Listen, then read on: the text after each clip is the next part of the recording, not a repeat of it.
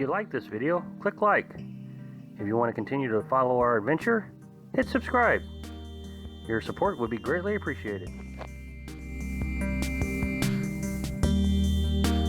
Hello, Laws on the Road subscribers and followers. I did a video last month in July. It said the 7 must-haves of living in a pop-up camper. And it is the best most viewed video we have. I'll put the link right here. And I really did struggle with that video. You know, when I was being asked if, you know, what do I need, it really got hard for me to figure out. It was interesting because I gotten so used to living in it that I didn't realize I had to have must-haves. Well, anyway, I saw what kind of success it had, and I thought, well, you know, apparently people really want to know what you need to have in a pop-up camper. So I thought I would do, what is it, 1, 2, 3, 4, 5, 6 more must-haves. And that way you get an idea of what we rely on from day to day. So, well, here it goes. Number 1, a refrigerator. You know, we're kind of away from town. I think the closest town that has a grocery store is 20 miles away. And we're out here in the country, you know, out in the national forest. So about 8 of those miles is all gravel road. It takes a few hours to go to town. You know, a few hours. About an hour to get to town from this location. And then you go shopping, and then you got to come back. And anyway, so, you know, trying to save on our gas cost, we only try to go once a week. So we have this little refrigerator. It's I think it's 19 inches tall. And the reason I say this is, first, it's my understanding, and I don't know this for sure, that a propane refrigerator doesn't cool very cool. It only, I think, 30 degrees below outside temperature, whatever it is. I don't know, but we need to be able to have the ability to freeze things, which is already difficult enough in this little refrigerator. It doesn't like to freeze unless you repack it and put it on the surface of the freezer. But I think you have to have a fridge. Just so you don't have to run to town so often. When you're living this kind of lifestyle where you're trying to reduce cost and living in free campsites away from folks, you know, we really are trying to reduce our going out to eat budget, all kinds of things. So, all right, number 2, and this one is important. You're going to seal your canvas, and you're going to seal it before you leave off on your adventure. That's what we did. We sealed it.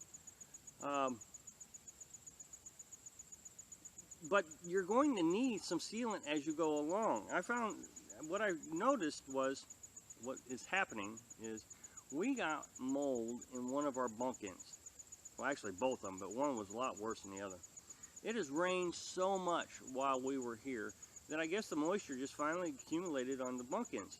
So up on the canvas and on the up on the vinyl roof ceiling and on the sides of the bunk-ins. It's not in the primary area, just in the bunk-ins. So my thought process was, I'm going to clean just the canvas, and I'll deal with just the ceiling. I'm just going to do the vinyl, and then the canvas I was going to do later, because I was a little concerned that the bleach or whatever chemicals they put in the mold remover would remove the sealant. Well, things, you know, it dripped down. I guess I didn't protect it well enough, and sure enough, it did hit the canvas. Well, the next time it rained, it took that mold cleaner and just ran it all the way down the canvas. So now I have this wet area that is leaking on the canvas. There was no choice. I had to respray it. So, and I don't have a lot of it, and being out here, you know, you got to order it and the whole thing. So I just had a little bit. So I just patched up the areas that it dripped on. But you're going to need it. I come to understand that you're going to have to clean the canvas, and at which point you're going to have to reseal. So that was a lesson learned. Number 3. Okay, if you can find campsites, they do have picnic tables. And it's real handy. I mean, you can do your laundry on the picnic table and eat and the whole deal. What we learned, though, is when you're in sites like this, that it's just kind of off to the side of the road. It's not a campsite. It's just people use it as a campsite. There's no tables, picnic tables. So you're going to need a small table that you can carry around. So we have this little 3-foot, I bet it's 3-foot table that we use, and we use it for everything. And once we got it, boy, I mean, we were using it for everything. I use it as a desk. We eat on it. And her and I can sit, across from each other, and we eat on the table. Carolyn can do dishes on it, all kinds of things, and it's so small that when we're done, we can just fold it up, put it in the back of the truck, stores nicely. It is the best thing that we have bought since we have left. Well, actually, I don't know if we've bought anything for this lifestyle other than that. That was the one thing that we bought since we've been out here. So I recommend a small table that you can fold up, but it's got to be small. I mean, you just don't have a lot of room. Number 4, I think it's 4. 1, 2, 3, 4. 4. Okay, you're going to need the ability to store things. It gets so crazy not being able to store things. And we've done 2 things that have really helped us out. One, we have this little shelving unit that I screwed into the wall. And it holds all our dishes, pots and pans, and it's not higher than the surface of or not higher than the trailer part of the pop-up. So when I lower it, everything's right there, so it works out perfect. And that, again, holds our dishes and the pots and pans. The other thing we have is this little wooden cabinet that I actually had in the house. It was my nightstand. We painted it up and we put it in there. And what we use that for is our vegetables or canned foods. And that has helped out immensely. We left with it, but I'm telling you, what would you have done with all those canned foods? We store most of our food in the truck as it is. Anything that can attract a bear gets put in the truck. But those canned foods aren't going to attract a bear, so we put them in there, and man, that has worked out so well. But anyway, you're going to have to think about storage. Storage is just one of those things that Carolyn and I are always fighting on. Just dishes. Now, I know this seems a little silly. Everybody, yeah, I need dishes. The reason I put this on here is, yes, you're going to need dishes. You're not going to, I mean, I've heard so many people, why don't you buy disposable plates and forks and spoons? Oh my goodness, we live here. We live here. This is our home. This isn't a weekend trip. This is our home. I couldn't imagine spending that kind of money on paper plates and plastic utensils. No, you need dishes. Things you can wash, something that doesn't break very easily. And I bought these dishes years ago, and just the other day I dropped this off the hood of my truck. It hit the ground, bounced off something. I can't remember what it bounced off of, but the battery charger. Bounced off the battery charger. Still coffee in it. So you're going to need something that doesn't break easily. But then again, you're only going to want just enough for you and whoever it's just me and Carolyn. So we have two plates. We have 2 regular sized plates, 2 saucer plates, and then we have these 2 platters. And they're kind of handy.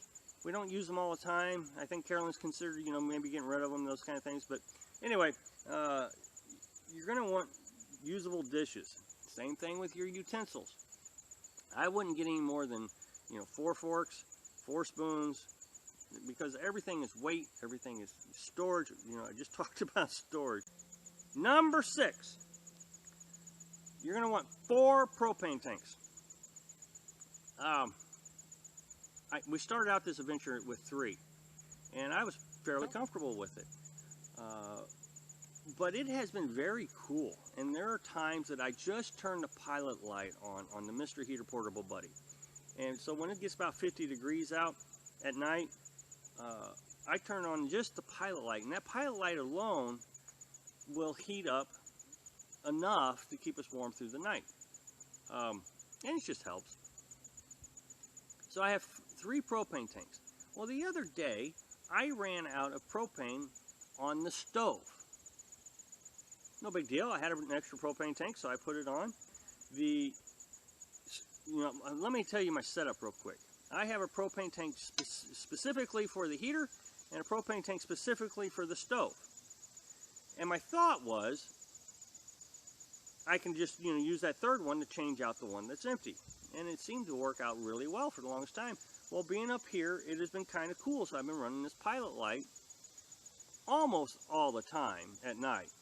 For the last 2 or 3 months, I've been running the pilot light, and I didn't think it would use a lot of gas, but it apparently has used some gas. And then also, I have turned it on, the heater itself, I have turned it on occasionally. It's gotten down in the 40s a few times, so it's been kind of chilly summer. Okay, now, all that said, I've given you what has happened. I ran out of gas on the stove, so I took the gas, the extra tank, put it on the stove, no big deal. And I was going to fill the empty one the next time we went to town. Well, sure enough, the heater ran out, which is no big deal. I don't need the heater pilot light. I didn't need it, but it ran out. And I didn't have an extra tank. When we get down to Florida, and it's in the 40s regularly, I'm going to need heat. And I can't rely on the idea that I got an extra tank, because I just learned 3 isn't enough. So my point is, you're going to need 4 propane tanks just in case you get cold. Wherever you're staying in the winter, you're gonna get cold.